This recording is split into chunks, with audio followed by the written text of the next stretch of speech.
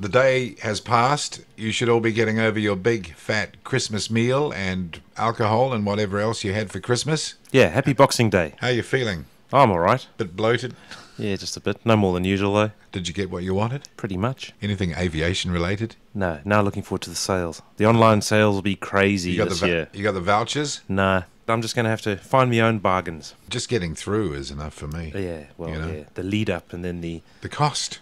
Well, yes, the cost. Don't get me going about the cost. No, they'll be shouting. Oh, gosh, where do we start?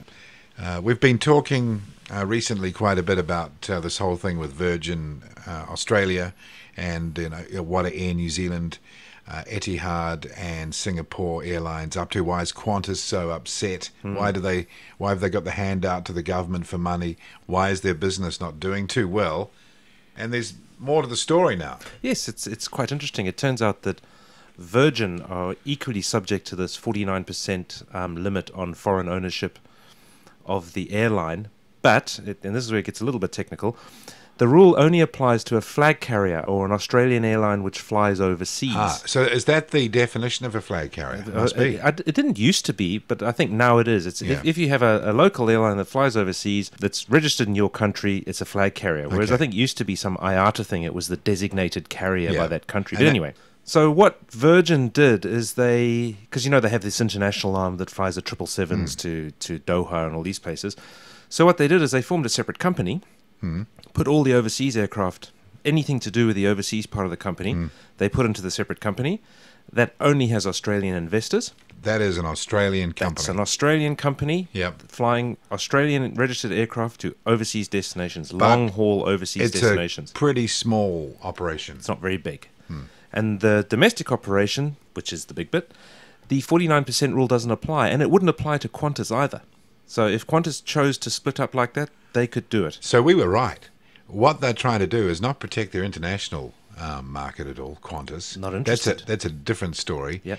What they're trying to do is they're trying to protect their domestic market and forestall inevitable competition. Yes. And when they said that the competitors were willing to operate for below cost in a sort of anti-competitive price dumping way, that's what they accused them of doing. That's what they're worried about. Well, of course you would, because if you're building your domestic market and going into competitive battle with Qantas, I mean, you have to set the tone for that, and you would factor in a few years of taking a hit. Yeah. So Qantas are right, but hey, too bad, boo-hoo. Yeah, Qantas could do the same thing. They could split into two divisions and sell large chunks of the domestic division to whoever wanted to invest. But their brand is a problem. Locally, at that level, it's not as upmarket, is it? It doesn't have the swish.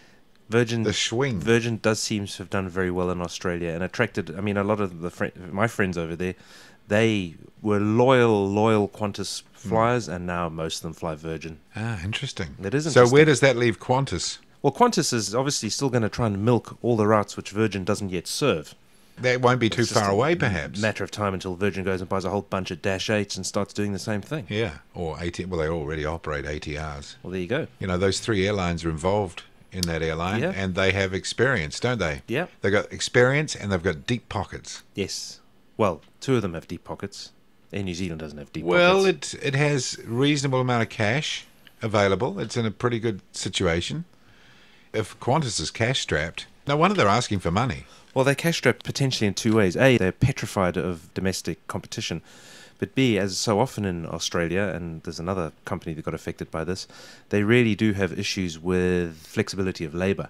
It's very, very difficult for Qantas to make any snap decisions in terms of how they staff something or if they want to change a process, because the negotiation with their labour always takes a long time. Yet, Virgin is operating in the same country, presumably different with agreements. The same industry. I know they have different agreements. They don't have legacy issues. No, they managed to renegotiate all that when they started. Well, Qantas will have to address that. Well, as we're seeing in Australia, that is very, very difficult. Look at Holden, the closure of Holden, and the head of Holden came out and said if it wasn't for your labour practices, we'd be staying. Yeah, but I don't know about that. In the end, that market is not very big. Well, they were saying that the die was cast sort of 12, 15 years ago when they first tried to negotiate to change some of the practices and bring in the ability to change car models really quickly. they had a huge problem with the unions. Unions basically said, no, we're not willing to make what they said were sacrifices. And the sacrifice would have been to start producing smaller cars which they could export. It wasn't worth the fight. Australia is not the sort of country that can compete in that area. You can never make cars cheap enough or flexibly enough in a country like Australia compared to other places. But there are small, high-wage countries that very successfully make cars. Yeah, but not with the attitude of Australians. There you go. Bloody mindedness. And there's no other country in the world building 3.7-litre and 4-litre family sedans. They thought their Commodores and Falcons were amazing, mate. Yeah. But actually turned out to be... Well, they're rubbish. Yeah, well... Nice cars-ish. Yeah, but they don't have much... what's the word? Subtlety about them, do they? I mean, no. It's very out there, Bruce and the boys. And well, like I said, Australia is probably the only country in the world where a acceptable company car for a manager is a 4-litre Ford or a 3.7-litre Holden. Because it shows you've made it, mate. Yeah, no one else can afford to and run it them. can tow the boat. Tow the boat. It can tow anything. Yeah. 4.1 metric ton towing ability or whatever they go on about. Okay, well, that's why I asked the question in the last program about, does it go for Qantas? Does it go as far as they may have to reinvent themselves from the ground up, and that might mean a new name. That might be. Well, I don't think they'd ever Australia Airways or Well, they tried that with Jetstar, didn't they? That was the whole reason behind Jetstar. That was a stick to beat the unions with. Yeah. It's been reasonably successful. I mean, it is a low-cost airline, and it did succeed in chasing Virgin upper level. Yeah. Unfortunately, it chased Virgin right into competing with Qantas mainline. Mind you, they had that guy Borghetti, who is from Qantas and knew the whole damn thing. He knew the game. So now you've got Qantas and Jetstar competing against Virgin and Tiger, and Tiger's just got a huge cash infusion because now it belongs to Virgin, or a lot of it belongs to Virgin. They're getting new, more fuel-efficient aircraft. And it looks like the fight is on. And it's going to be really hard for Qantas because they have a history of getting government handouts and a history of being protected. And I don't think And they've passed a substantial part of their international operation to the biggest airline system in the world that could end up literally swallowing them. Yeah, I reckon they jumped out of the frying pan into the fire with that one. Because you sort of do yourself out of relevance. As I said, last time we were talking, an ex-colleague of mine, he had to fly to Europe recently, and the company he is with uses Qantas, but he made very sure that he flew Emirates on every leg possible because it's simply a better onboard product. That's right. So where does that leave you? How do you compete with that? They're under attack in different ways from both sides. Yes, and they've done it to themselves. They're white-handing themselves internationally, and they are in a vulnerable position locally. They've got a way to go yet, but I think that the panic... Next thing, they'll have a management reshuffle and discover that's not actually the problem, and things will get a little bit worse, and then there'll be a bit of a panic. Well, it'll come down to Labour. That'll be the whole thing. So watch that space. 2014 could be interesting when it comes to that. Could be interesting, yes. Bit of good news for Boeing. You know that Ethiopian 787 that was languishing at Heathrow with a big hole in the roof? The one that caught fire? One that caught fire. Well, they've patched it up and it did its first flight last week. Gee. Yeah, they put the tail back on and it was doing... No expense spared. No expense no spared. No effort spared. Apparently got a complete new interior. It would have been smoke damage. Imagine the build-up of smoke in the cabin. Yeah, and probably foam and everything as they sprayed it all down. Yeah. And then it was observed doing racetrack courses over the North Sea at 39,000 feet. Probably as pumped as full of air as they could get it to make sure the patch didn't pop off. Yeah, with pressure and strain gauges all around it. That would have been exciting. Well, I guess you take advantage of an opportunity like that to test your repair abilities, because everyone used to say, well, probably still do, but maybe not for much longer, how do you repair composite compared to... It obviously takes a while. Yeah, it was on the ground for a few months. It's doable, isn't it? Seems to be. You've got to take the whole back off. And they did use bolts. Apparently the patch is bonded and bolted into place. With double strength. With, And Ethiopian, what do they get? They'll get a whole bunch of money, I reckon. Let's see one of their fill-in aircraft for the Whitetail 767 overran a runway in Africa somewhere over the last week. I read Went that. off the end. Yeah. We'll get another plane then, so they'll have 3 for 1 soon. Yeah, they'll be falling over themselves to help them out. I mean, they're a good, loyal customer, aren't they? And a very successful airline by all accounts. They buy everything. All right, so that's probably pretty close to going back into service then, wouldn't it? Yes, that's the good news for Boeing. The bad news for Boeing is their NSA spying activities have cost them a $20 billion fighter contract in Brazil. I heard about that. They got thrown out. This is for hacking the phone of the president and cabinet and basically everybody they could. Yeah. And What aircraft are they buying? Well, they've ditched the FA-18 and they are buying the Saab Gripen. Ah, the Swedes, huh? The Swedes. They do it again. They've been the sort of sneaky success in the fighter market recently. Comes with complimentary ABBA catalogue. Perhaps. So they've sold a few of those around now. They've sold to a couple of countries, and it looks like they're going to get a few more. What about the F-18 line? Well, yes, Boeing are now crying because no one else is ordering it, and they reckon if they don't get any more orders soon, they will have to close the line. Which has been open, since 79 or something? I think 78, 79, first one flew? I think the initial one flew in 74, but it went into production. Gee. Yeah, because the YF-17, which was the forerunner, Yeah. competed for the F-16 contract. Ah, right. Okay. And then the F-18A was a slightly bigger YF-17, and the F-18E was a much bigger. And it was basically the F-4 replacement on the carriers, It was wasn't meant to be, yeah. Yeah. Smaller, though. Quite a lot smaller, and the initial one suffered from a distinct lack of range. That's what the pilots used to say. I tell you what, though, they do a great show at air shows, though, Yeah, with the They F-18s. can throw them around, can't And they? they sure do. Yes. Of course, the Aussies have got them, you know. You've got to keep that foreign policy... We've got to keep America's foreign policy ticking over. That's the exactly. attitude. I mean, there's a lot of spying to be done, and the Americans need help. Yes. I wonder if we're intercepted. They look for keywords. I'm sure. Yeah. It's probably quite a boring intercept to listen to, though. Yeah, unless you're into aviation. Oh, is that what they're up to in New Zealand this week? All right. We mentioned... All get done for mocking their allies. You see. Yeah, you're not even allowed to do that. It's subversive. We mentioned a few shows back the Airwork company were going to do an initial public offering on the share market, and they did. They did indeed. And they floated, I think, at about 60 or something? Yeah, they went on at 260. Yep. It went up to 273, so 5%, and at the moment it's trading at about 276. Well, that's not bad for an aviation company in New Zealand, but when you look into it, boy, they've been really growing out the business there. They're pretty busy. They've just won contract from the biggest helicopter rescue operation in Europe, which is the ADAC, the German equivalent of the AA. Right. AA in Germany, in order to keep the politicians from restricting the speed limits, they set up, I think they started back in the 60s, but it was a long time ago. They said, we will guarantee that we can get to Rex within a certain period of time. Got to have helicopters for that. And so what they did is they set up helicopter bases all over Germany, Right. and key points along the Autobahn network, so that they could get to, I think it was within 8 minutes. Right. It's changed now, it's a little bit longer, but they run this very, very extensive air rescue network. And so Airworks are going to do all the maintenance and everything, and what they've done is they've taken over 14 of ADAC's BK-117s. Yep. A helicopter was quite common here in Wellington, Yeah, actually. and great performer. Great performer. And they're going to maintain and keep them all up to certification and everything.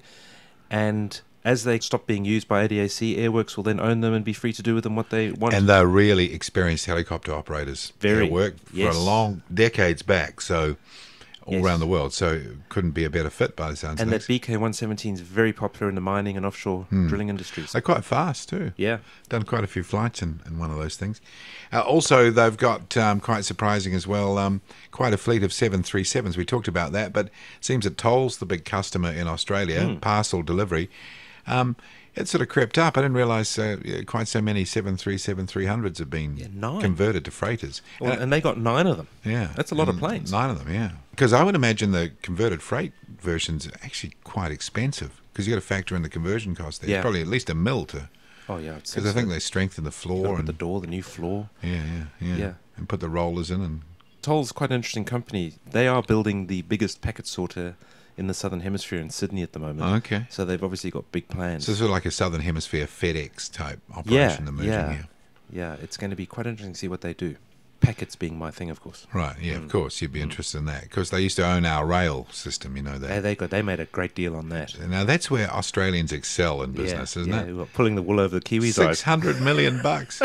Yeah, sure, no problem. Where do we sign? No worries. Yeah, hey, can you believe those Kiwis actually went for it? Well, I don't think many people could believe that. So well done to Airwork, and it shows you that shares are in. People are interested in shares.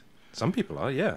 Well, it's there's been a resurgence, hasn't there? It's a successful company, Yeah. doing very well. Well, there you go. You can actually look at it and see that it's got a future. It's not just a sort of like a .com idea. No, it's got real stuff. Real stuff. Speaking of real stuff, A380s, Emirates just keeps rolling on. LA at the beginning of December. Now, Now, weren't they having trouble in India for a while? Yeah, the Indian civil aviation people weren't letting A380s in because they were scared of the effect it would have on the Indian airlines. But what was their actual stated reason? Did they make some excuse like, it's wake turbulence is too dangerous? No, I think initially that might have been the real reason, but towards the end they were quite open. They didn't really want that many people arriving at once on a non-Indian airline. Oh, okay. Yeah, but that's subsequently been... How do you think they greased the palms? I just think through careful negotiation and asking very nicely.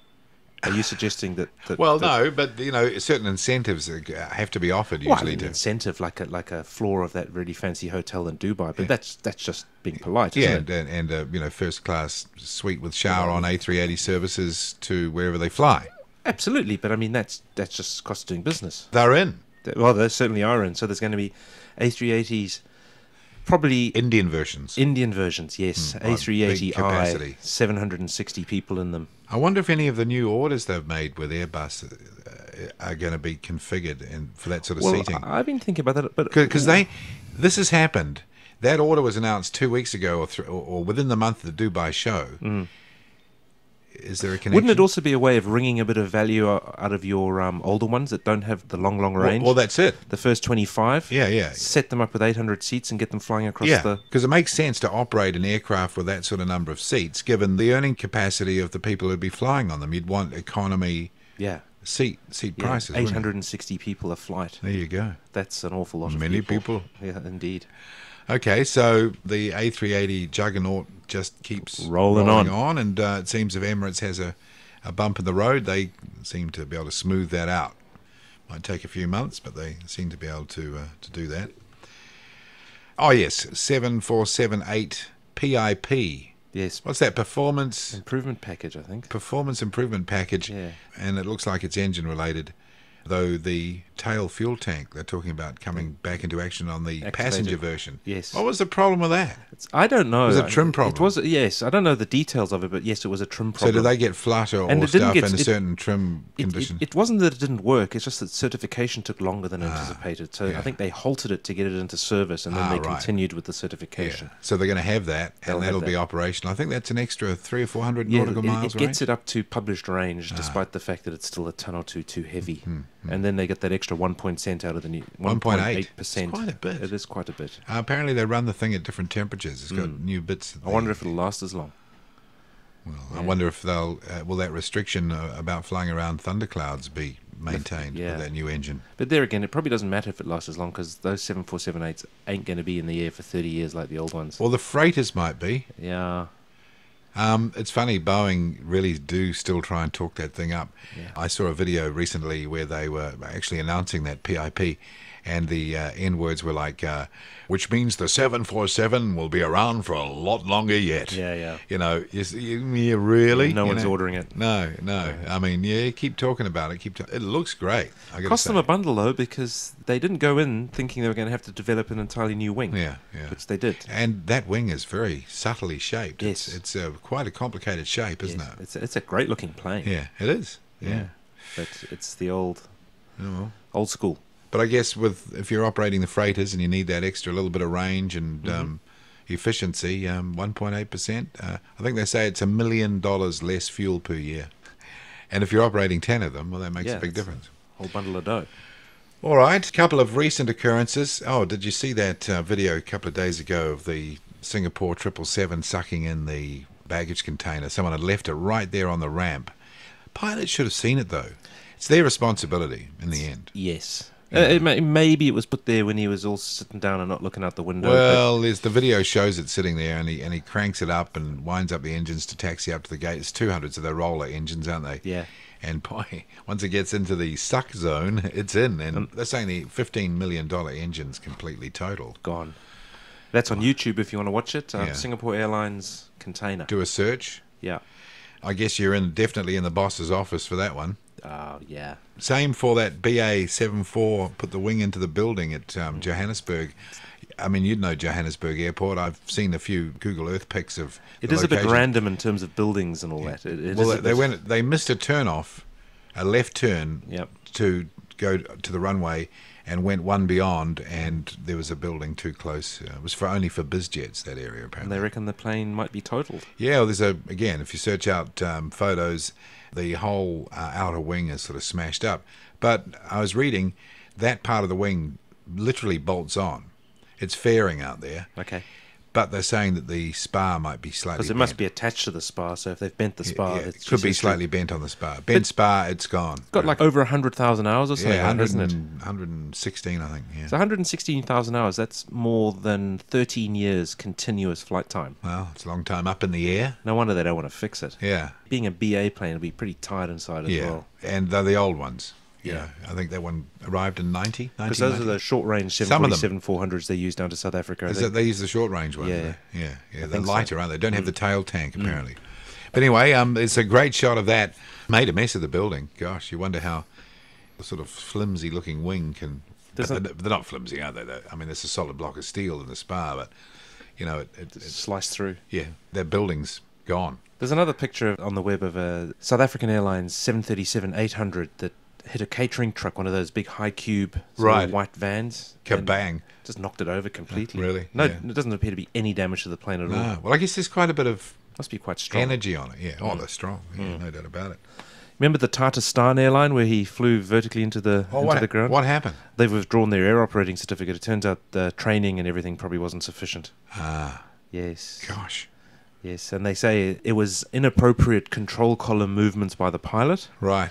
And then that other accident with that Mozambican airline, they reckon that was sabotaged by the pilot. They reckon he crashed it. Why? Oh, yeah, who knows? Do you remember the Silk Air crash in Yes. Indonesia? That's been debated again recently. There must have been a doco or something on it.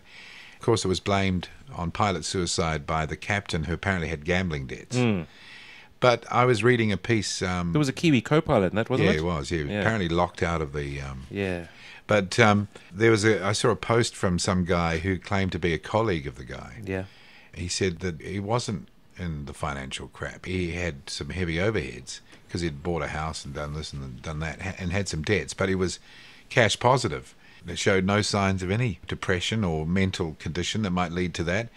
Some people are saying now that that's another rudder. That's another 737 rudder hard over. Hard over inflicted. Yeah. Of course, it leaves no trace in the... No, once it's hit the ground at 400 miles an hour, you're not going to see much, are you? That's right. So it's conceivable. It could have been that. It was in that era when those things were happening. So controversy lingers on. Of course, it's also the 25th anniversary of the Lockerbie accident on the 21st. There you go. Yeah. That was a shocker, wasn't it? Pan Am Flight 103, 747-100, only a few days before Christmas. Big question there is, was it the Libyans? Was it al-Megrahi, that guy who they let go, you know? Undoubtedly, if it was the Libyans, Gaddafi would have been involved. Oh, I mean, he was a rat, that guy. He got his comeuppances, didn't he?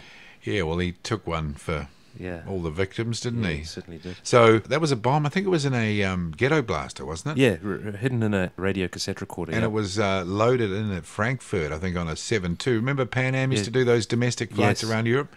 And that is when, after that, passengers and baggage had to be matched together, and if the passenger wasn't on, the bag had to come off. Yes. Thanks, Gaddafi. Yeah. Well, you imagine that. I think 14 on the ground were killed, 280 all up, I think. Terrible. And just the devastation was just amazing. I remember looking at it on TV in the day. Yeah, big hole in the ground. Yeah. Was it at cruise? Yeah, it was way up. Oh, yeah. It was just reached, Just about been in the air for sort of 40, 45 minutes, 50 minutes out of Heathrow. Yeah. All climbed over. Out. Yeah. Yeah, so we remember that 25 years ago, 21st of December, back then, Lockerbie. And you'd have to say that 2013, if you're into windy approaches and takeoffs, it's been a pretty good year to be in Wellington if you're like going off to the airport and watching that sort of thing. But also, in terms of YouTube, some clips of crosswind landings and certain incidences, they've had millions of views. It's really popular. It is, yes.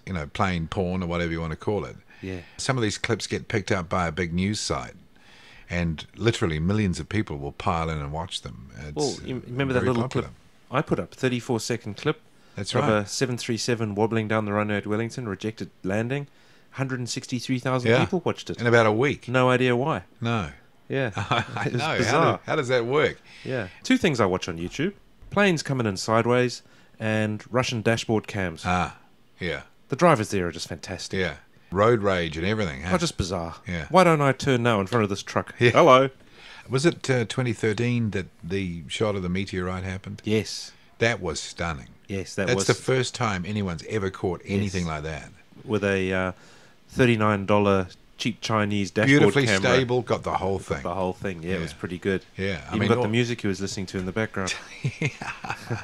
Yeah, what's that? Katy Perry fireworks or something? In fact, the whole thing's changing, isn't it, with drones? Which apparently will be delivering our parcels soon, which I don't buy for an instant. Can you imagine the noise? Bought me my parcel and chopped off my hand at the same time. Yeah, it's reached up to grab it. Imagine skies full of these things, rasping overhead, you know. Yeah, it's just. I'm not going to say ridiculous because stranger things have happened. Well, if they're quiet and you don't notice them. Unlikely. So what do you reckon will be the big deal in... 2014 is going to be the A350 delivery. Yes, late 2014 will be the A350 delivery. And you'll start to see pictures of them in airline liveries coming out shortly. Yep. They are going to paint half of one in Qatar. Oh, okay. The first cabin prototype, which is going to be flying in January, I believe. Half of it will be painted in the Qatari colours. The next big thing in New Zealand terms will be the 787-9. Yes, when does that get here? Mid-2014, don't they say? Mid-2014, September 2021, who knows? Well, I think they're pretty well onto it now. They should be. I think they've got 3 9s flying, so... Look, it should look pretty good in the It'll look delivery. better than the 8. I think the 8's a bit stumpy. It's sort of like the 767-300. Yes. It's about the right proportion. I think it'll look very nice. Oh, I see Monarch Airlines are retiring their A300. Oh, yes, they were After advertising all this final time. flights on it. Yeah. How long? They would have had that since the 80s. Yeah, for years. Yeah. Good-looking plane. 600 series, that one, isn't it? Yes, 605. Oh, we forgot to mention AirAsia X. Oh, yes. 25 A330s. Oh. That's a lot of planes. All 200s or a mix? No, I read it again. I think they're all 300s. Oh, that regional one that they're talking regional about? and regular range. Ah, okay. Yeah. And he's also ordered A350s, which he'll use for the really long-range routes. Wow. Okay. That's good for them, isn't it? Yeah, totally. All right, Mr. Fernandez. Mr. Fernandez. Tony Fernandez. And they were down here too, remember? Yes, With A330s, and they bailed from that. They bailed, yeah. Yeah, I thought there's nothing happening here. I blame Bob Parker. Anyway, might as well. Everyone else does. And that other dude, Marriott, the guy was on the golfing leave. Oh, yes. 12 grand a week. He was worth it. Cost of doing business. You have to stop these people from going overseas. Otherwise, he could go and run New York if he wasn't running that's right. the suburb of They'd Christchurch. be they've already asked him. Yeah. He said, look, Christchurch is way more of a challenge. Yeah. Anyway, so we'll be back in 2014, most probably. And if you want to catch up, this show is available on iTunes. Oh. Major breakthrough. iTunes, or if you're an Android user, Beyond Pod. Okay, so have a happy holiday, and we'll see you again sometime early in 2014. Yes, see you Paul later. Brennan here in Wellington. Goodbye. Martin Noakes, goodbye.